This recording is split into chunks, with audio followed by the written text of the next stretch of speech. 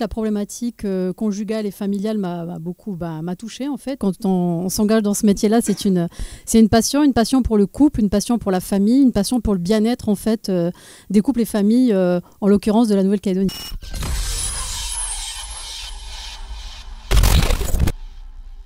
Bonjour à toutes et tous, mesdames, messieurs, et soyez les bienvenus dans ce nouvel épisode de votre émission Zoom chez nous.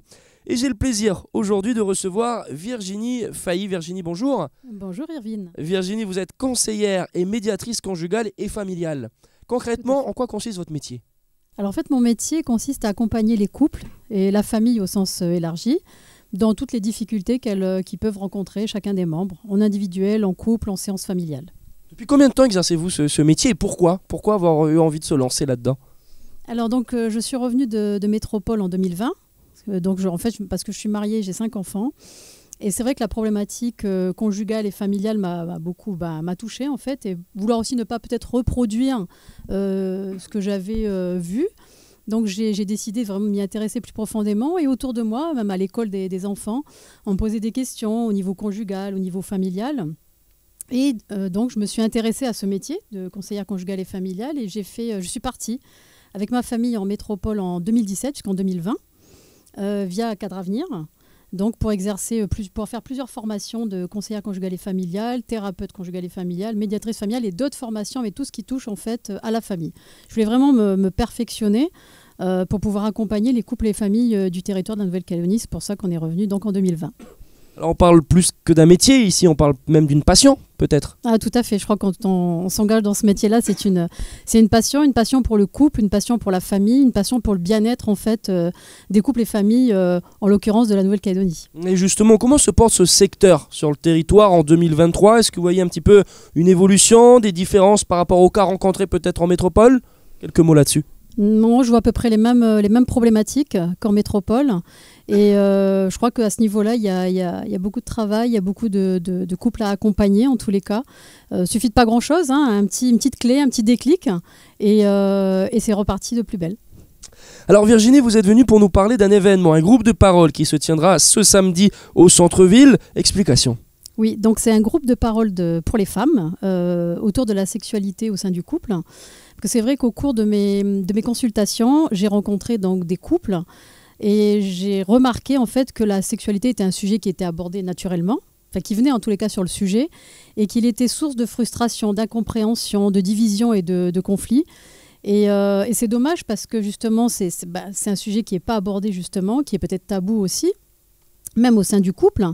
Et c'est dommage parce que la sexualité elle est faite pour justement enrichir le couple. On dit que c'est le ciment du couple. Et donc l'objectif en fait de ce groupe de parole, c'est pour tout simplement libérer la parole et offrir en l'occurrence aux femmes un espace de parole, un espace d'apaisement, de décompression et que chacune puisse s'enrichir des expériences des autres. Moi je suis simplement, on va dire, l'animatrice et chacune pourra échanger sur les expériences, sur ce qu'elles ont vécu, sur leurs interrogations en tous les cas. Et pourquoi un groupe de parole exclusivement réservé aux femmes et pas du coup aux couples ou aux hommes ? Pourquoi ce choix ? Alors déjà, je suis une femme. Voilà, donc je ne me vois pas faire un groupe de parole pour les hommes.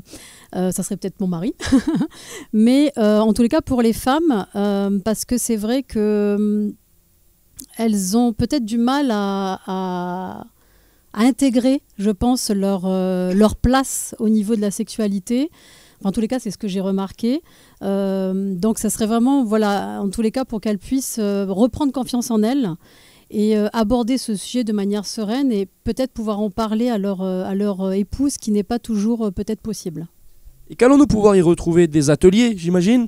Oui, tout à fait, mais surtout un espace d'échange avec voilà, des supports, des outils, savoir comment elles se sentent et pourquoi elles ont participé à ce groupe. Et ça permet en fait d'élargir sa réflexion, leur réflexion, et de nuancer avec plus de finesse leur propre représentation. Qu'elles ressortent de ce groupe en fait peut-être de manière, qu'elles aient plus confiance en elles, de manière apaisée, et pour pouvoir voir autrement peut-être la sexualité que ce qu'elles vivent peut-être actuellement en tous les cas. Comment faire pour s'inscrire, Virginie ? Alors, s'inscrire, c'est tout simplement, donc il faut m'appeler au 73 86 70. Et donc, le groupe qui va être formé à partir de samedi va être un groupe qui va se suivre pendant les 4 mois suivants. Donc, c'est un groupe par mois jusqu'au mois de novembre. On peut retrouver sur ma page Facebook de cabinet de conseil conjugal et médiation familiale. Donc c'est les groupes qui vont se suivre. Ça va être le même groupe qui va évoluer, c'est un groupe fermé, de manière confidentielle, qui va s'enrichir des expériences de chacun et qui va évoluer jusqu'au mois de novembre. Ah oui, donc c'est vraiment une continuité dans l'action quelque part. Tout à fait. Est-ce qu'il y a d'autres projets de ce type avec peut-être encore d'autres groupes ou d'autres ateliers ou quelle est la suite pour vous? En tous les cas, j'y pense. Je crois qu'il y a c'est vraiment une dynamique en fait que je commence. C'est le premier groupe de parole que je fais.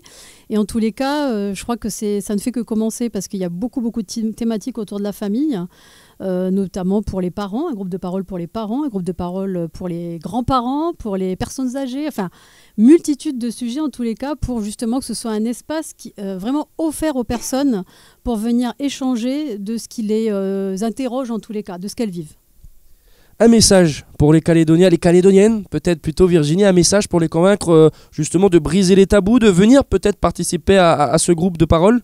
Oui, tout à fait. Ne pas avoir peur d'échanger autour de ce sujet, de se sentir libre, d'apporter une parole et d'échanger et de passer surtout un bon moment avec les participantes, avec moi-même et tisser des relations de confiance entre nous et pouvoir justement repartir enrichis d'expériences de chacune.